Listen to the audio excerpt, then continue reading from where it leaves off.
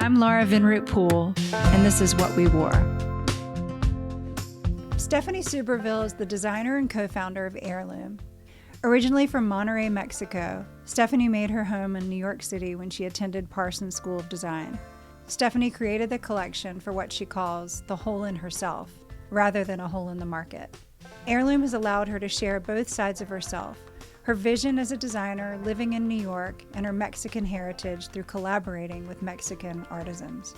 We've never met, and I was trying to think about how I was introduced to the collection, and I think it's funny, I collect rebozos, Oh, and you do? I do, and I didn't have a white one, and I saw your white ones, and the quality of your rebozos were some of the best I've ever experienced, and I love mine. Great. I mean, that's so funny.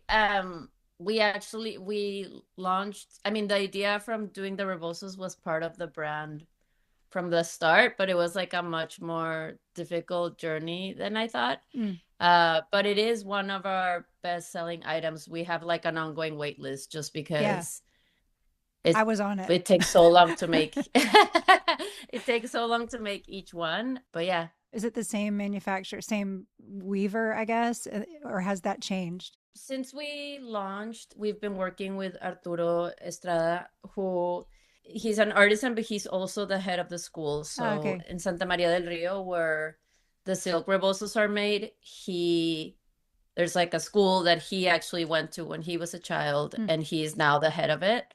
So he teaches the craft, and so he works on our rebosos, but he also is working with some students and other people. Like Mm. it's a collective that we're built down there.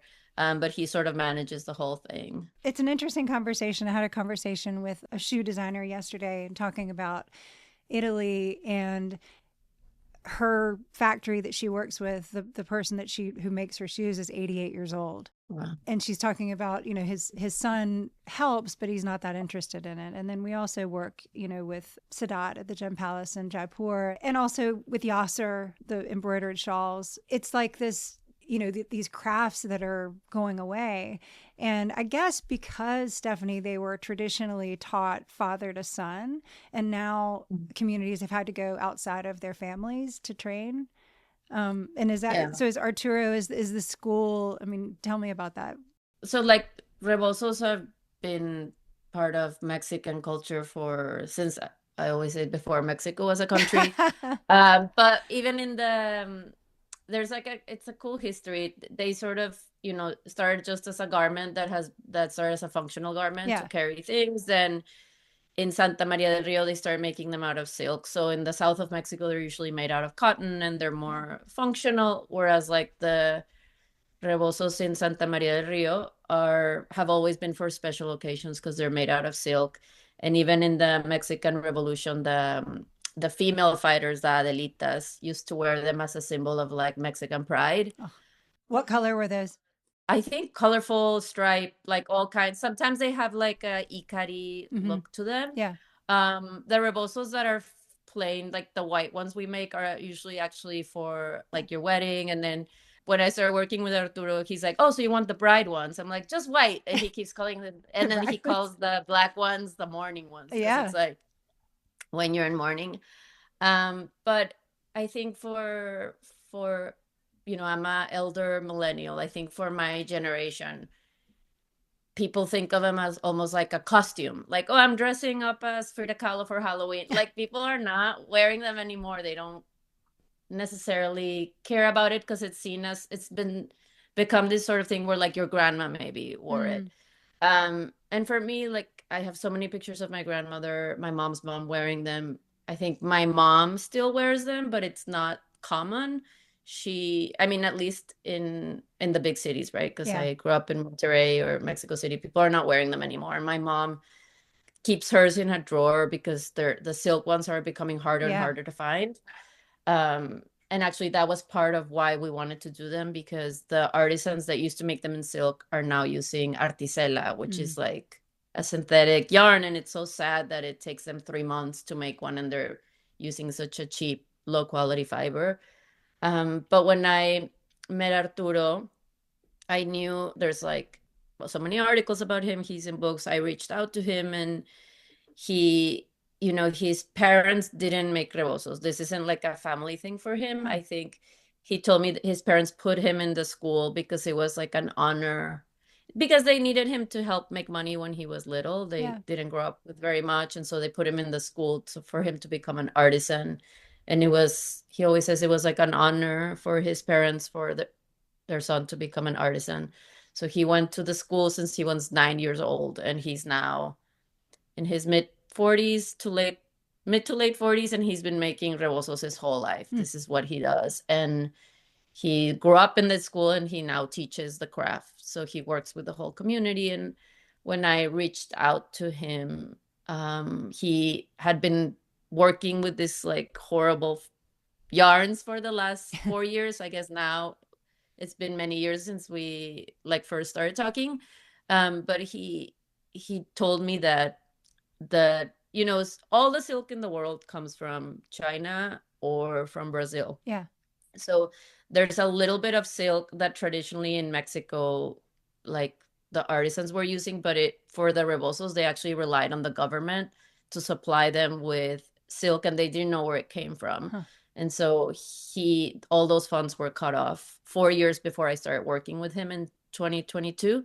And so I sort of thought it would be released, and he's like, I have no silk. So in Mexico, like we didn't have any information of like the silk that he liked, where it was coming from. So I started just sourcing different silks in Italy and China, sending them to him. And we went through like a whole year where he was weaving it, and it took so much time because he would start weaving and then it breaks. I don't like this one. Or Yeah.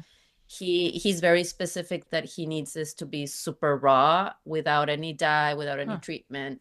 Sometimes I would send things that the mill would be like, it's completely raw, and then it wasn't, because when he gets it wet, there was like soap coming out. So we went through kind of like a whole year of trial and error. I actually sent him some like beautiful, expensive silks, and he made these beautiful rebosos, and he's like, my fingers are bleeding. I refuse to work with it. So I was like, okay.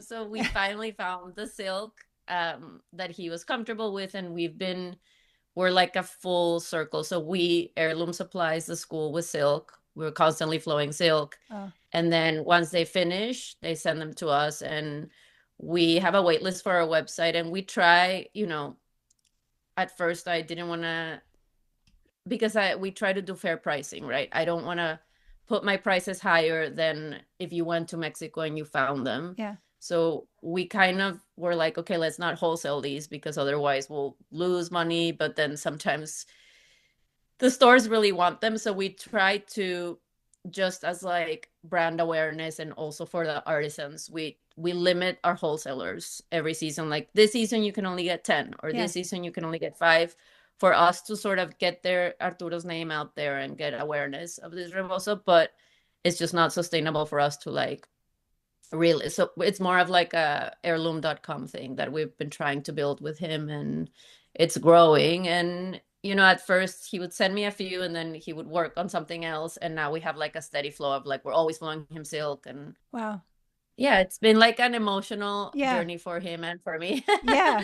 What's really nice about it is a lot of the conversations I have with him, he has a lot of fear of technology. He's like, young people don't care about this anymore, and it's made by hand, and they don't understand it. And it's true, like not even like people like millennials are too young for him to care about this craft. And it's been really amazing to see how quickly we sell them to American women who maybe don't even know Yeah. what it is. Why? But Yeah. like I don't even know if I could sell as many in Mexico. Like, Yeah. it's amazing to see the response in the US over this craft. I think people are craving that authenticity. And so yeah, it's been growing, and we're continuing working with him and trying to help him sort of get a little bit more support. Yeah. Well, they're so glamorous, they're so beautiful, and they're really so functional. I mean, Yeah. they actually just really work. Mm-hmm.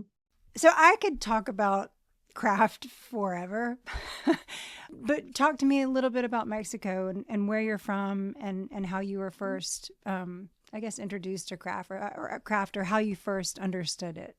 Well, I'm from Monterrey, Mexico, which is in the north, right below Mm-hmm. Texas, northeast. It's Northeast. actually a pretty big city.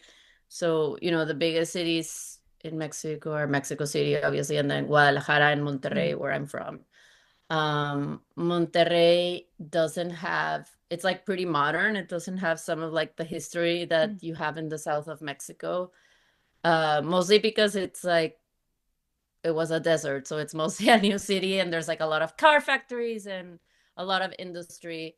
So I actually grew up there. My dad is from Mexico City, and my mom's from Saltillo, which is a very small town.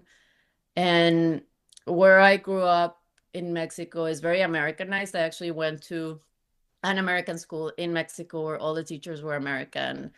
And I think that my whole life, my parents really encouraged us, like, you should go to college in the States and stuff like that.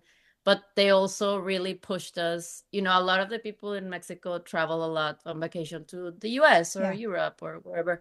And I think my parents really kind of pushed us, like, there's no point to go to see the world when you don't know your own country. And so we would travel a lot within Mexico Yeah. for vacation, and my parents have always collected artesanía, which is like traditional kind of folk art. And so even though I grew up in a very modern, like if you went to Monterrey, you wouldn't see much of a difference between Monterrey and Texas. Like Yeah. it's a very modern place, but I think my parents were always very encouraging of like patriotism and caring about crafts and Mexican art. So I also grew up in a creative family. So my mom's a interior designer. My dad's mom was an artist, and everybody in my family has like a creative side of the brain. Mm. My sister's an architect. My younger sister's an artist. And so I grew up around a lot of this sort of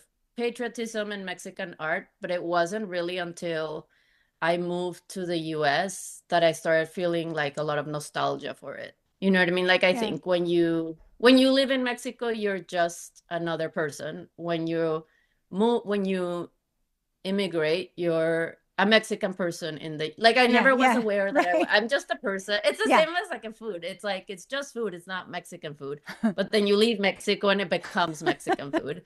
It's the same way I think I felt like once I moved to the US, I became very aware that like, oh, I'm a Mexican person. Mm. This is like such a half of my personality, and so much of my identity is being a Mexican person. And I started having a lot of nostalgia for things that I grew up around that I took maybe for granted or I didn't pay much attention.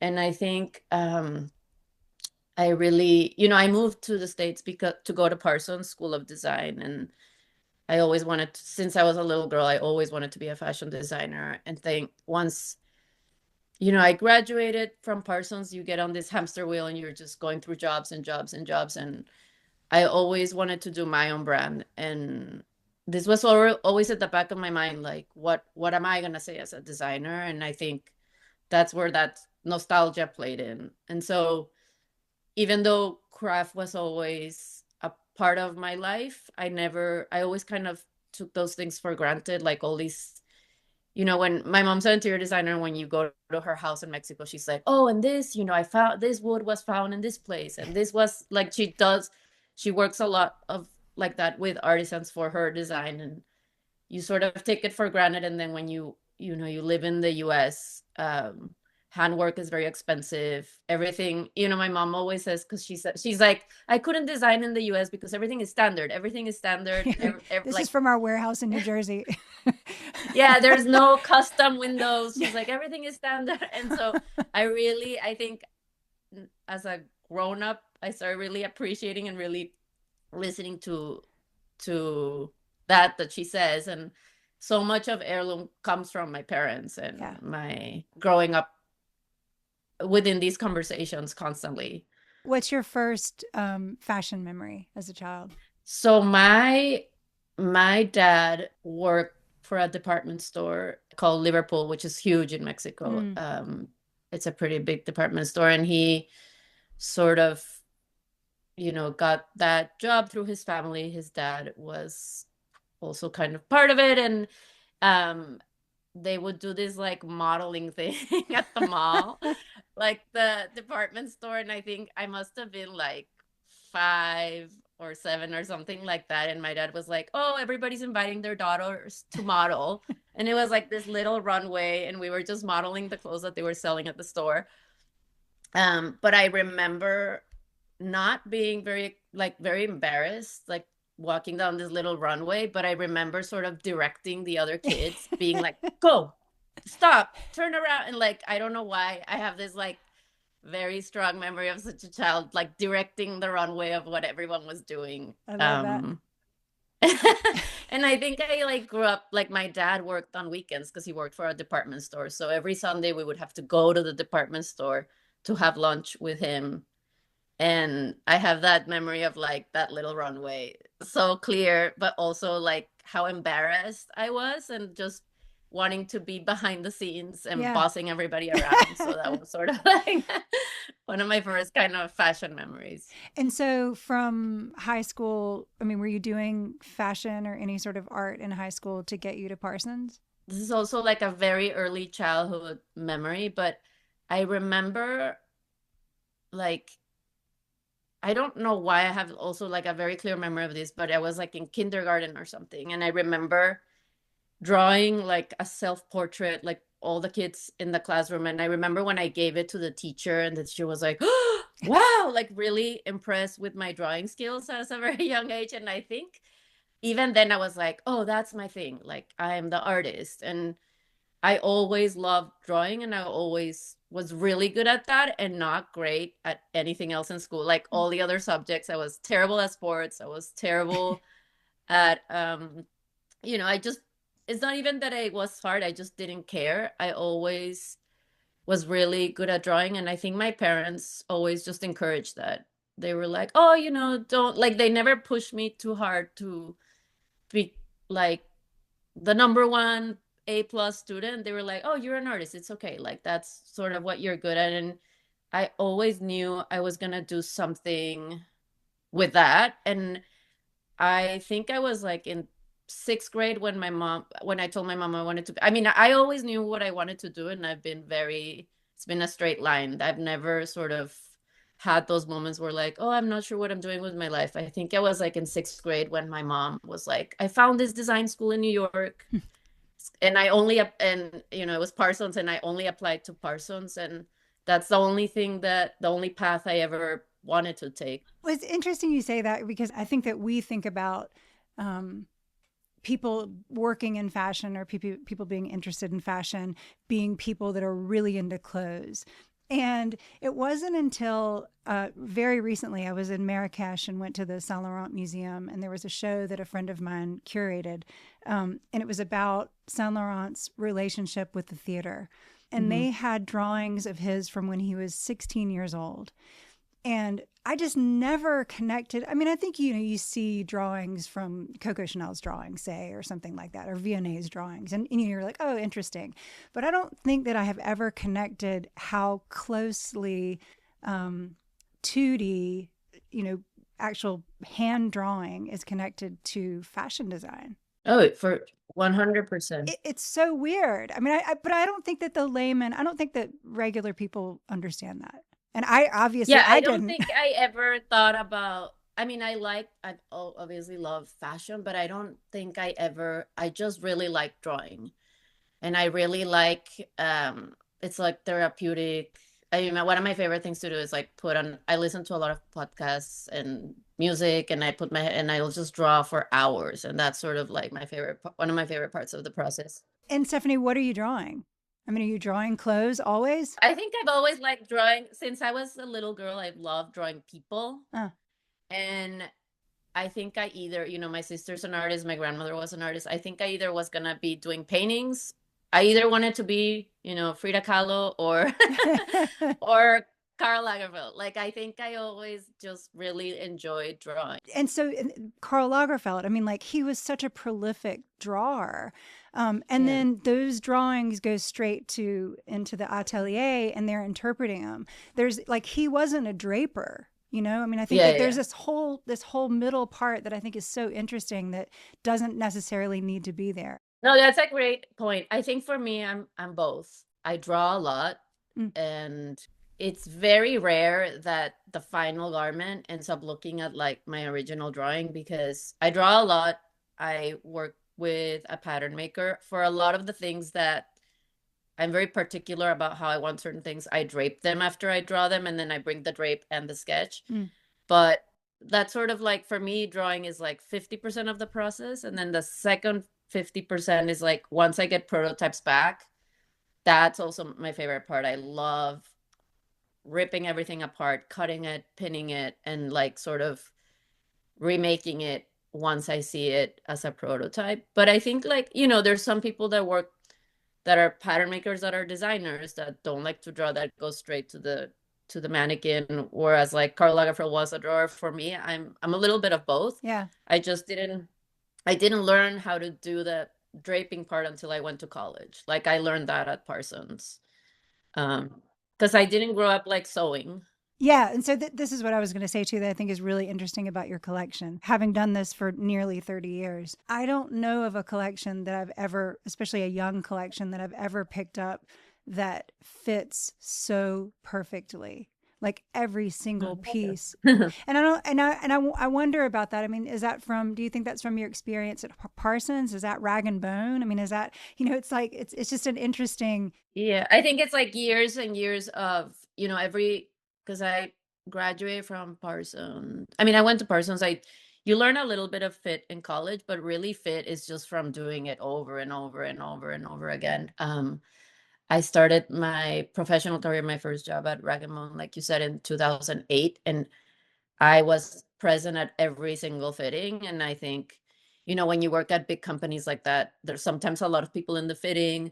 There's the creative director sitting there kind of watching you. But I've 100% always been the person with the pins on my knees, cutting things up. And I think just by doing it, you just learn so much. And I love that part of the process so much that even sometimes when you grow into a more senior role, you have like the assistants pinning and cutting. And I've always done that myself just because I enjoy it so much. And I'm sometimes when something doesn't fit, you just need to like cut it and see, not fight with the fabric, see what the fabric wants to do. And it's such a important part of the process that you know, I think I even interviewed at a job one time where they were like, "Oh, we have a tech team that." I asked about that. I was like, "Okay, so if I take this job, who does what?" And they were like, "No, the tech team does that." And I was like, "I'm not, Yeah, no. I can't work here." I don't I do. was like, "I'm not comfortable.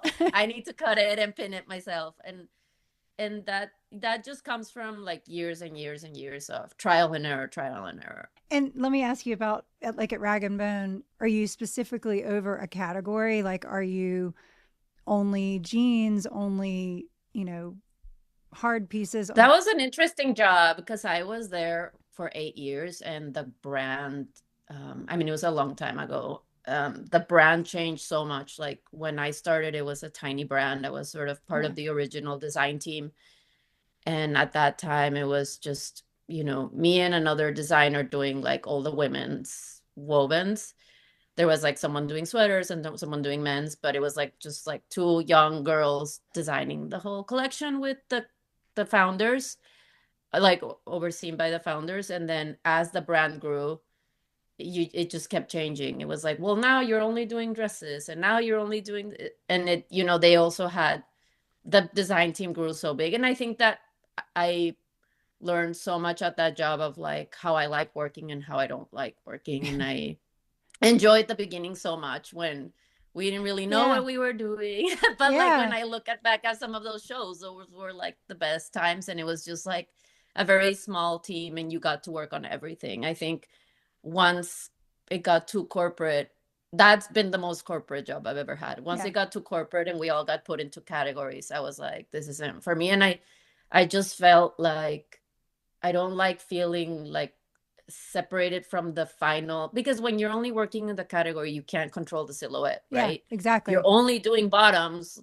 I want to know what the top looks like so I know what bottoms to design. Like for Heirloom, I'm designing the entire outfit. Mm. I'm thinking about what shoes she's gonna wear, what's the top that's gonna wear. And I even think about like, well, if she buys a skirt, do I have more than one top that she can wear? Like I'm thinking about everything. And I didn't like that could only focus on one small. So I think from there you transitioned to Elizabeth and James. Is that right? Yes. So tell me about going from, I don't want to bash Marcus and but what was it like moving from a company run by men to run by women?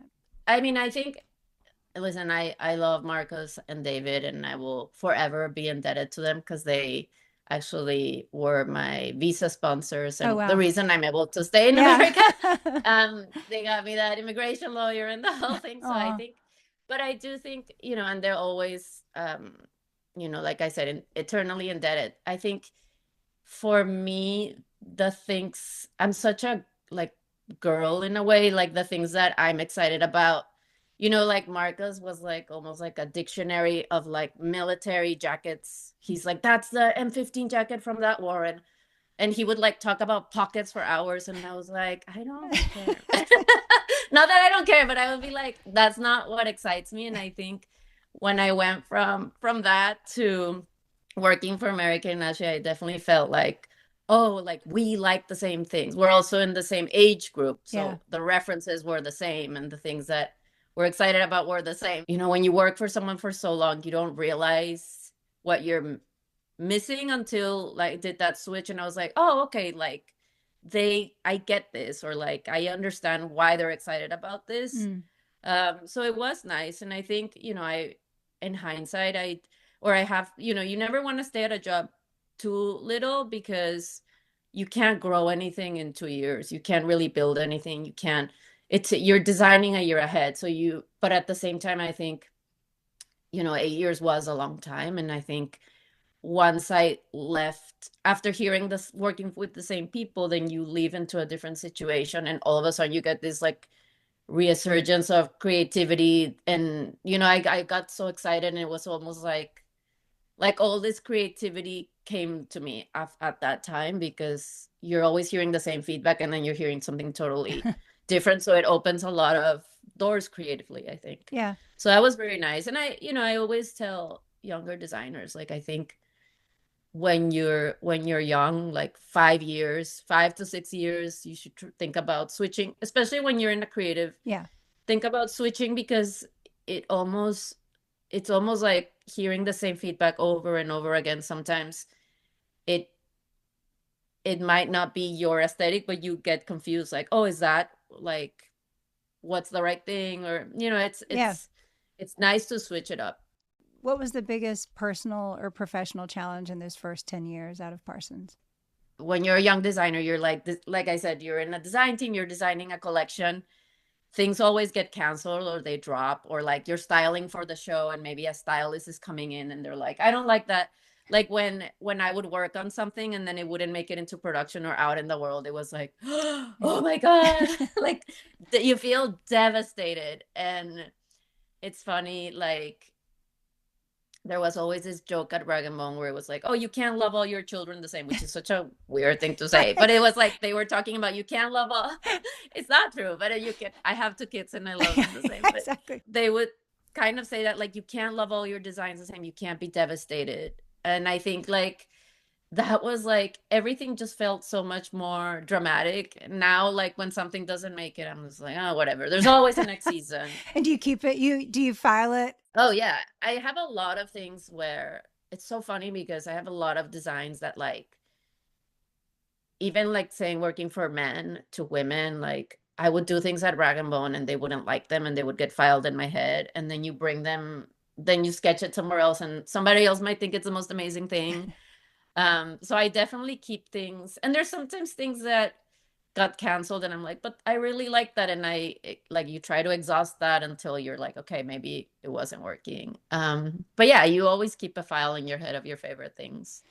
And so after Elizabeth and James, you moved on to Laline. Were you already thinking about creating Heirloom at that time? Yes and no. I think I was thinking about creating Heirloom since I was at Rag and Bone. Elizabeth and James closed, like the company closed, and I had known Molly Howard, one of the founders from Rag and Bone. Mm. So we worked at Rag and Bone together, and when Elizabeth and James closed, I think I texted her that day, like, I'm ready for you to hire me. Like I was very like forward. And she was like, oh, you should meet, Meredith and Val, who are the other founders. And I was actually super pregnant at that time. So I kind of went through the summer where I had my son, and then I started working. I freelanced for a sustainable brand that was like just a small job in the meantime. And then I started working at Laline, and I had known, Molly for a while. And it was like a time where I was looking. I've never looked for more work-life balance, but I think I was at that time because I had I had just had my son, and it was just like a great place to work and at that time in my life. And I learned a lot at Laline actually about, because I'd never worked at such a small brand. Mm. At Rag and Bone and Elizabeth and James, you have like your tech team and you have a Yeah. production team. And at Laline, there was just like bare bones. And even though like the design part is not my aesthetic, that job I'm so grateful for, because I really learned how to like run a business, because it was so small and I got to do all these tasks that I had never done before. And I think I like I said, I had always thought about wanting to do my brand, but I was at Laline when COVID hit. Oh, wow. And that really kind of, the office closed down. I had a lot of the packages that would have gone to the office shipped to my apartment.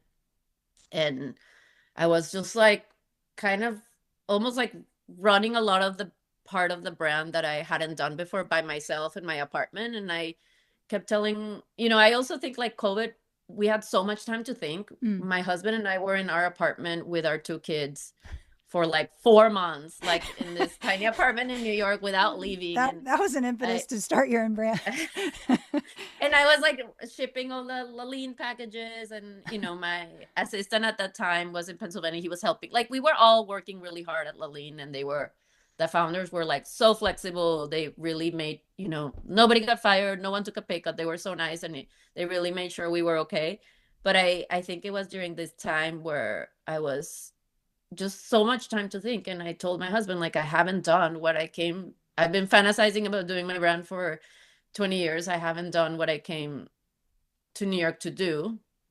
And I think having, sometimes when you get on the hamster wheel of like the career, you're like one job, then the next, and the next, and the next. You're not really taking a step back to really think, well, like, who am I as a designer? What do I want to do? And I think COVID was really that time. Yeah. Where I was like, I haven't done what I came to New York to do. And my husband was like, well, at that time, the big problem is I needed a salary. We both work, we have kids. So my husband was like, well, if you figure out a way how to freelance so that you could do your brand, then, this is how much money we could save up to do this. And so that's when really it was like COVID, when I started pulling all my inspiration and putting together all the pieces that I kind of had collected in my brain and my computer for the last 20 years. So it wasn't like it was a buildup. It wasn't like, oh, at Laline, I decided to do my brand. It was like something that I had been thinking about since college. But then I think COVID really was a moment where I had a lot of time to think. And is the impetus to start a brand always, there's something that's missing from the market that I want to add to it, that I think that people want? Or is it's half that and it's half, I want to represent artisans in Mexico and I want to share this with the world? Both, and like neither. Yeah. Oh, wow. This is really funny. I think since I have a box in my apartment, since Elizabeth and I've always been stuck in this like contemporary price point. Mm-hmm. It's not necessarily the fabrics I want to work with. And I started building this box since Elizabeth and James with fabrics that I love. And I just open the box and touch it like, ooh, if only I could use, when you have to use $10 fabric and there's a 60 euro a yard fabric, you're like, ugh. And there's a Taroni silk. Yeah. Yeah. And like one can dream. And it came from this like need for me to fulfill this, like I just want to make beautiful things that I believe in, that I want to wear, that are in like the most beautiful fabrics. And a lot of like what I do at Heirloom, some of the shapes are very everyday, but then we're using like the most expensive evening fabric that would maybe the mill made for like Valentino couture, but I'm using it to make some trousers. And I think like that's always been something I wanted to do. And yeah, and like the craft was important. Oh, I see, I don't think I've ever thought like, oh, I see this hole in the market. I think I just knew what I wanted to design, and the customer has let us know what the hole was Yeah, based on like what we do really well with. I never thought of like, oh, nobody's doing this. that's interesting. For me, it was like the word in Spanish is inquietud. Like I had this like hole in me that I Huh. wanted to fill, not in the market, of like I just want to work with these beautiful fabrics and I want to make things that I love. And then the customer has let us know what that hole was based on like what we're doing really well with. Well, and I think that's really beautiful too, because I think that for me, when I walk in the store, I mean, it just shows when you're really being yourself and you're really expressing yourself with nothing else. You're always going to be original and special. And I think when I walk in my stores, I mean, I think the heirloom stands out more than anything else. I mean, there's nothing like it. The way that it looks, the way that it fits, the way that it's priced. I mean, it's just so special, and I think it's remarkable, really. Thank you. No, I think it wasn't the artisan and the craft part came from this like nostalgia Mm. thing that I Mm-hmm. feel like I live in, and it also came from, just I'm still very close. All my friends that I had in Mexico in my childhood, I'm still friends with all of them. Yeah. I half my brain is there. My parents are there. I am still in the friend chat, and And y'all have a house in San Miguel. yeah, and Yeah. like I'm halfway there, and I wanted to do something to do with Mexico, and I have this like craft part of my family, and so I didn't know that kind of became very obvious to me in the sense like we you move to this country and you get these great opportunities, and I know that I've worked hard and that I'm talented, but a lot of it is luck, right? There's so much talent in Mexico that hasn't had people that haven't had the opportunities to come to New York to go to Parsons. And so I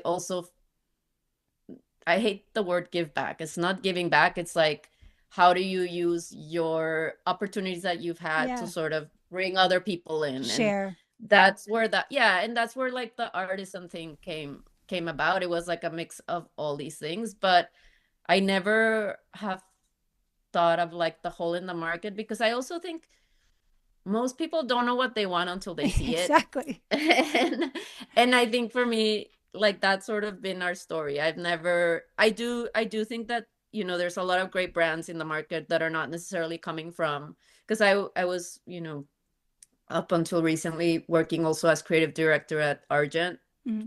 while I was been building Heirloom, and like that's a brand that was founded by someone in business who saw a hole in the market, who's trying to fill in. That also works as well.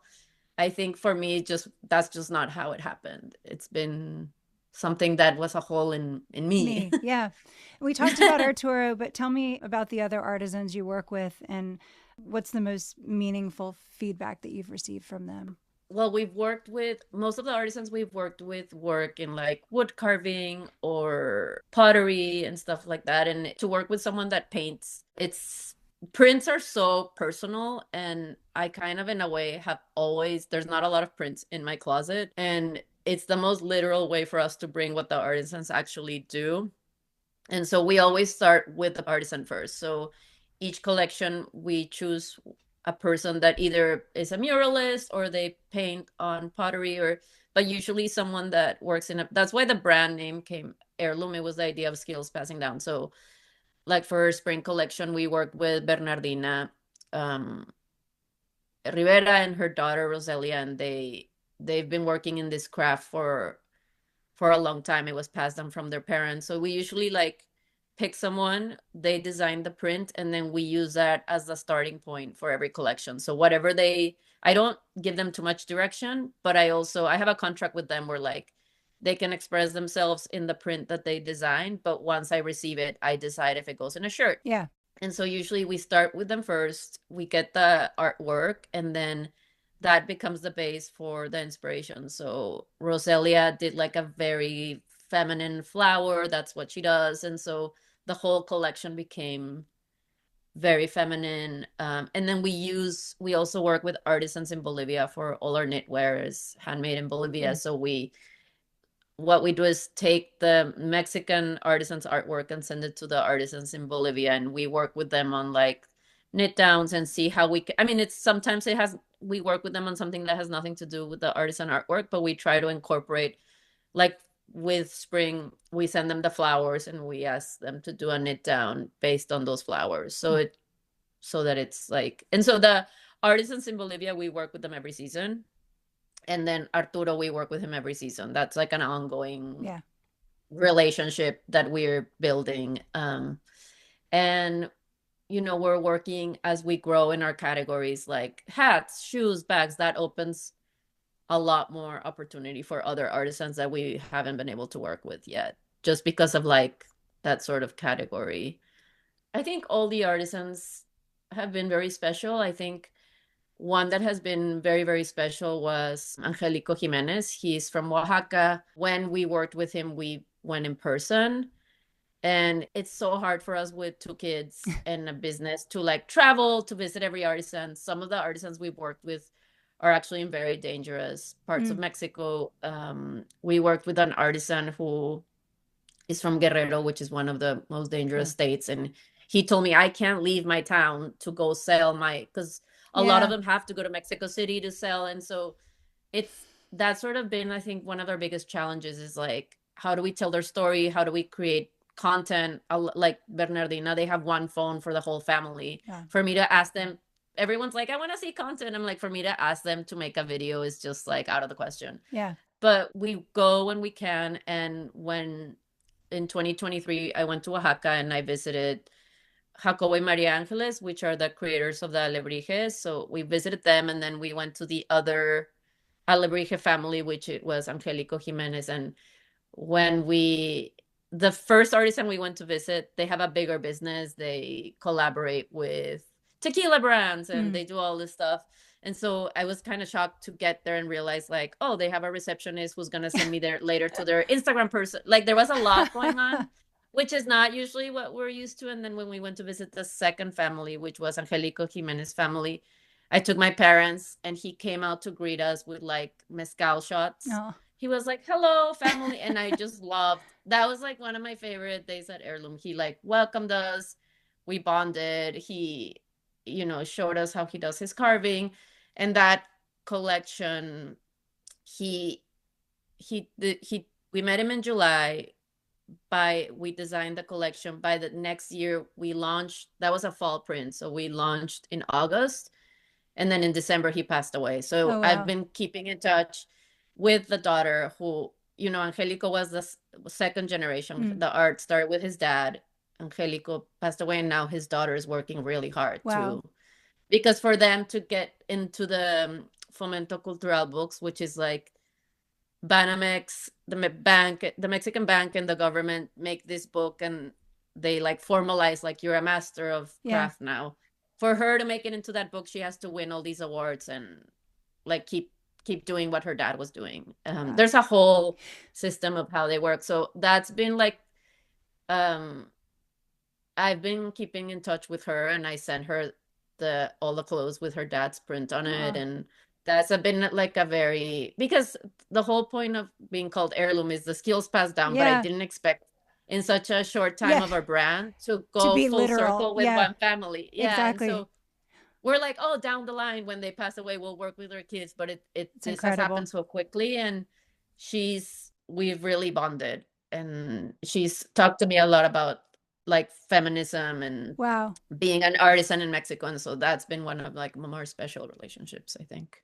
I went to Egypt fairly recently, and there's no craft in Egypt. Literally all the craft in Egypt is all made in Asia. Why has Mexico done such a good job? Is it tourism? Oh, interesting. It's funny. I think that when you go to the airport in Mexico or like some of the little tourist shops, sometimes you do see like made in China and it looks very similar. So I do think that I mean, I'm not an expert. I do think that the government in Mexico, though, has, like I said, the seal, I didn't know the seal was applied by the Yeah. Mexican government up until very recently. So I do think that they're very protected. I mean, the Mexican government will come after you if you do them wrong. Like I've known of a few brands get sued by the Mexican government for appropriating Yes, things for or for sure. taking things.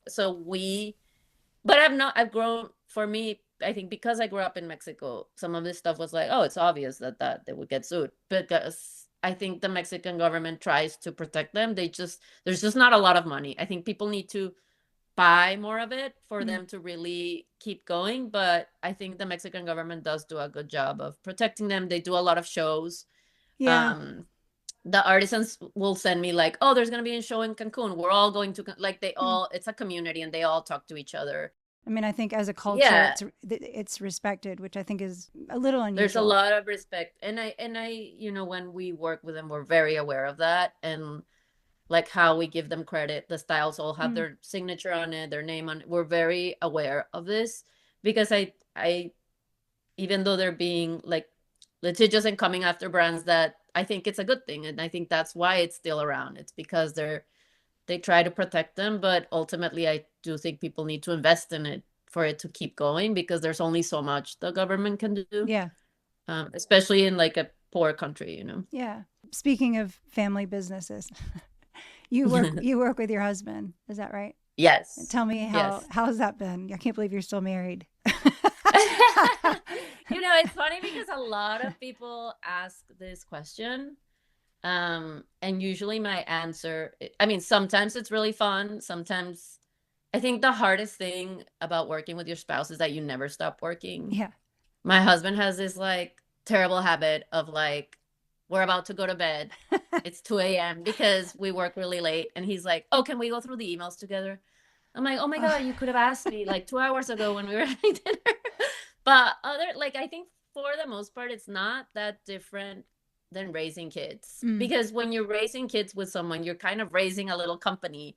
You're having to compromise between like what school are they going to go to, what religion are we going to raise. Like Mm. my husband and I come from different countries, we grew up in different religions, we were raised, I think, different but in the same values. And when you're raising kids, you're kind of compromising on all these decisions and meeting in the middle. And I always tell people, like, if you can raise kids together and not kill each other, you can do a company, you can do a business. But I think the hard thing is like we're having a lot of fun. And I think it's brought some interesting things because my husband he works at JP Morgan still. He Yeah. has still have a full-time job. He comes from a totally different industry. And before there was like a wall, like you come home, you're tired, you're talking about work, and there's like a wall of like, he kind of understands what I'm talking about, but not really. But now Hmm. that we're doing it together, there is so much more to talk about. There is a better understanding. Also like there's more respect because I'm like, oh, he's like, oh my God, I can't believe, he's like, you've been working in fashion for so long. I can't believe how hard this is. Like, I didn't realize. Yeah. So there is like some positive. I think the hard thing is like, you just never stop working. Yeah. And I actually said this to someone the other day, because I was like, sometimes, when we're doing date night, we're like, oh, let's invite another couple so that we stop talking about work and we could talk about them. Because if we're sitting just the two of us in a restaurant, we're gonna be like, did you see the email? Did you answer? When is this shipping? And it's just like, you're just not, it doesn't stop, the work doesn't stop. Uh, But it's for us, it's been fun. And it's also been like an excuse. Like we just went to Oaxaca mm. to do a shoot. It's an excuse for me to, Yeah. like, the vacations should be in Mexico, because we Yeah. might as well be there and do the shoot and visit the artisan. And it's just become like the kids are involved, so it's a whole family business. And we just went to Oaxaca and visited Mari Carmen, who was Angelico's daughter that passed away. And I took the kids now because I've been talking to this woman and they know Yeah. the whole story before I took my dad. And my daughter was like talking to her daughter. And it's just not, it is nice to have a family business, Yeah. because I hope that, even though it's annoying for my kids to come to the office on the weekends, I hope that they like eventually appreciate it when they're older. My daughter is 21 and has always, eye rolled a lot about all of the things that we had to do. But now she's Hmm. interning with me this summer and really interested in it. So I think you never know, and I think is you just do what you do. It's a family Yeah. business, Yeah, for sure. but it has to seep into them. I think. I mean, it really has to. Oh, for sure. My mom, I grew up, my mom has a business with her best friend since she was in her 20s, and they're still going. I mean, they've been doing their interior design business for a long time. And I think as a child, I resented how hard she worked. And, you didn't come to my ballet Yeah. recital because you had a meeting. And I always gave her such a hard time. And then you grow up and you become just like them. So I hope that, like you appreciate them in the long term. And Exactly. I hope that I'm doing the same. So you're 4 years in. If we were to talk in 4 more years, where would you hope to be? I mean, I hope that uh, like our business has grown where we have a few more, we're definitely want to expand more categories. Because we're small, we keep it very tight. And I find myself like wanting to wear heirloom every day, but I'm like, I don't have anything casual to wear to like just expand a little bit our offering, and I think grow our team. I Mm. think we have, it's me and my husband, and we have like two full-time employees who work extra hard doing so much. And I hope that we can get a few more people so Mm. that people can breathe Take a and we vacation. all take a Get married vacation as and one of yours, right?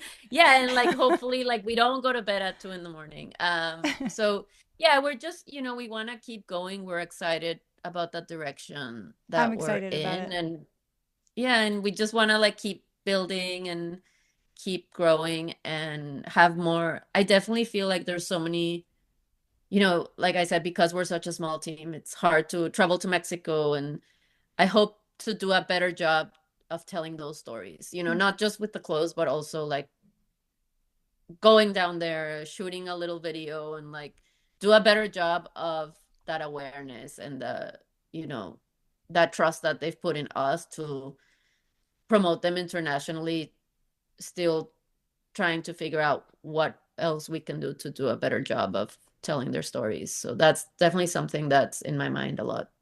We ask our last question on every podcast, what did you wear to prom? And I'm thinking at the American school in Monterey, you definitely had a prom, right? Yeah, we didn't call it prom, but I know exactly what I wore. It was a Jill Stewart Oh, dress. cute. It was so not how I dress now. Was it from Liverpool?